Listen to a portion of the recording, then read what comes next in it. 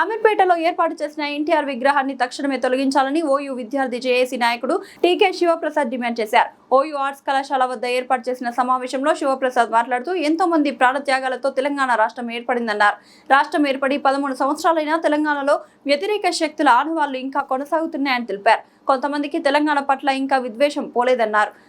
తెలంగాణ కోసం పోరాడిన వ్యక్తులు కొండా లక్ష్మణ్ బాబుజీ, ప్రొఫెసర్ జయశంకర్ లాంటి వారు ఎంతో మంది ఉన్నారని, వారి విగ్రహాలు ఏర్పాటు చేయకుండా ఎన్టీఆర్ విగ్రహాన్ని ఎందుకు ఏర్పాటు చేశారని ప్రశ్నించారు.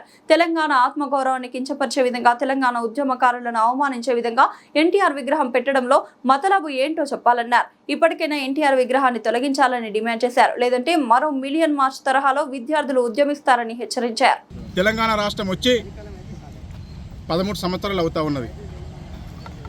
అయినా కూడా తెలంగాణ వ్యతిరేక శక్తుల ఆనవాళ్ళు ఇప్పటికి ఇంకా కొనసాగుతూ ఉన్నాయి తెలంగాణ రాష్ట్రంలో.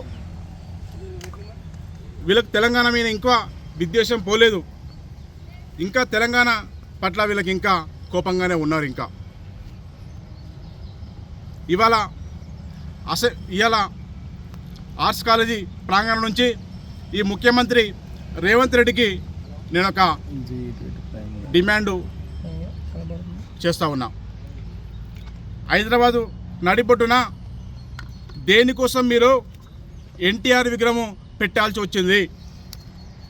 4 కోట్ల మంది తెలంగాణ ప్రజలు చూస్తుండగా తెలంగాణ ఆత్మగౌరవాన్ని కించపరిచి, తెలంగాణ అస్తిత్వాన్ని కించపరిచి, తెలంగాణ ఉద్యమకారులని అవమానపరిచే విధంగా ఇవాళ నువ్వు అమీర్పేటలో ఎన్టీఆర్ విగ్రహం పెడుతున్నామంటే దాని ఇంకున్న మొదలబేంది ముఖ్యమంత్రి రేవంత్ రెడ్డి సార్ గారు? చెప్పండి, దేనికోసం మీరు విగ్రహం పెడతా ఉన్నారు?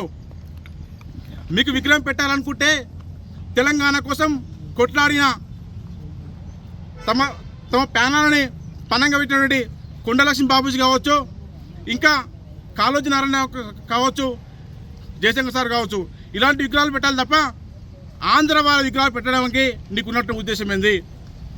ఇంకా తెలంగాణ ఆత్మగౌరవాన్ని, తెలంగాణ పాలనను ఆంధ్ర పెత్తందారుల కింద, చంద్రబాబు కాళ్ళ మొకాల కింద ఇలా ఉంచుతున్నావు.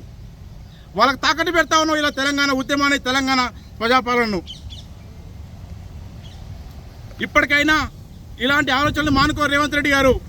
నేను గెలిపించింది తెలంగాణ ప్రజలు, ఆంధ్ర ప్రజలు కాదు. ఒకవైపు రైతులు ఒడ్లు కొనలే అని చెప్పేసి నానా కోసలు పడి ఏడుస్తూ ఉన్నారు రోడ్ల మీద. నువ్వేమో ఆంధ్రలో విగ్రహాలు ఆవిష్కరించుకుంటా నవ్వుకుంటా ఇక్కడ తిరుగుతూ ఉన్నావు. ఏమైనా నీకేమైనా జ్ఞానం ఉందా? తెలంగాణ ప్రజలారా, రేవంత్ రెడ్డి చేసిన ప్రజాపాలన ఒకసారి ఆలోచించండి. ఆంధ్ర వాళ్ళు చెప్పుడు మాటలు విని మాత్రమే ఈయన పరిపాలన కొనసాగిస్తున్నాడు ఇక్కడ.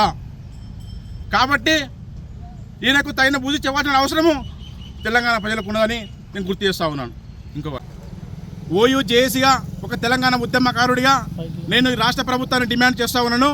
మీరు వెంటనే ఈ విగ్రహాలు తొలగించండి, లేకపోతే ఆంధ్ర విగ్రహాలు తొలగించండి, లేకపోతే మిలియన్ మార్చ్ తరహాలో తెలంగాణ విద్యార్థులు, ఉద్యమకారు అందరూ కూడా వ్యూహాలు పొందాల్సి వస్తుంది, ఆలోచించాల్సి వస్తుందని చెప్పేసి హెచ్చరిస్తూ ఉన్నాం. ఆంధ్ర విగ్రహాలు మీరు తీయకపోతే అన్ని విగ్రహాలు మేము తీసేసి కృష్ణానదిలో వేస్తే ఆ విగ్రహాలు అమరావతిలో మీరు తీసుకోండి అని హెచ్చరిస్తా ఉన్నాం. ఇవాళ మహానాడులో బక్క నరసింహులు అని చెప్పేసి ఈయన ఒక మన షాద్నగర్ మాజీ ఎమ్మెల్యే, ఎప్పుడో అప్పుడు ఎన్టీ రామారావు పార్టీ పెట్టినప్పుడు ఎమ్మెల్యే అండి. ఈయన గురించి మీకు తెలియదు, నేను చెప్తా. ఈయన గురించి, ఈయన తెలంగాణ ఉద్యమంలో శ్రీకృష్ణ కమిటీ ప్రజాభిప్రాయకరణ సేకరణ కోసం షాద్నగర్ పోయినప్పుడు ఆ శ్రీకృష్ణ కమిటీకి తెలంగాణ వద్దు అని చెప్పేసి లెటర్ ఇచ్చిన సన్యాసి ఈ బక్క నరసింహులు. ఆ లెటర్ ఇచ్చినందుకోసము అప్పుడు చంద్రబాబు నాయుడు శాలరీ ఇస్తున్నాడు. ఆ శాలరీ అప్పటి నుంచి ఇప్పుడు కొనసాగుతుంది. అదే శాలరీతోటి ఈ బక్క నరసింహ సన్యాసి బతుకుతా ఉన్నాడు. ఈయనకు పని లేదు, బాట లేదు ఈయనకు. ఇంకోటి ఏంటంటే, ఈయన పొలిటి బ్యూరో సభ్యుడు అని చెప్పేసి, ఈయన రాష్ట్ర అధ్యక్షుడు అని చెప్పేసి ఏదో గప్పాలు కొడతారు కదా. ఈయన సొంత ఊరు లింగారెడ్డిగూడ గ్రామం.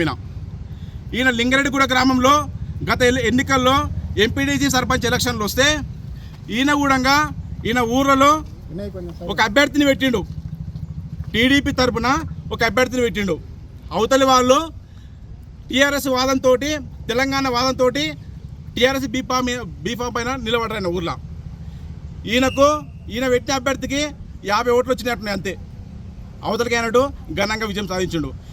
ఈయన ఊరు ఉన్నటువంటి తెలంగాణ వాదానికి ఉన్నటువంటి బలం ఈయన ఇంకా సిగ్గుమాలి తెలంగాణ వాదం లేదు అంటున్నాడు. ఈయన ఇంకోటి స్వార్థపూరితంగా తెలంగాణ వచ్చింది అంటున్నాడు. స్వార్థపూరితంగా నాయకత్వం తెలంగాణ వచ్చింది అంటున్నాడు. ఎవరు స్వార్థపూర్ నాయకులు? కొండ లక్ష్మీబాబుది స్వార్థపరుడా?